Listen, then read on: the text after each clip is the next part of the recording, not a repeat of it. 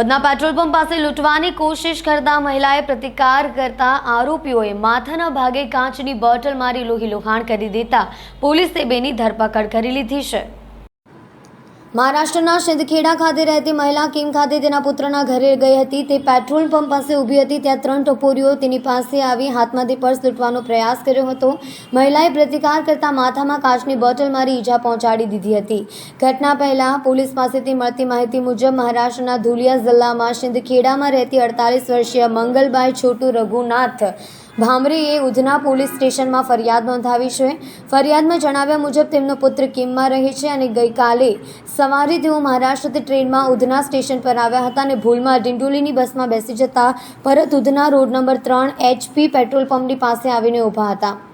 ત્યારે number plate વગરની bike ઉપર 3 ઈસમ આવ્યા। વચ્ચે બેસેલા ઈસમે તેણીના હાથમાંથી પર્સ ખેંચવાનો પ્રયાસ કર્યો।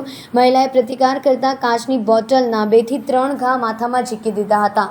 પોલીસે ગણતરીના કલાકોમાં 2 આરોપીની ધરપકડ કરી લીધી છે।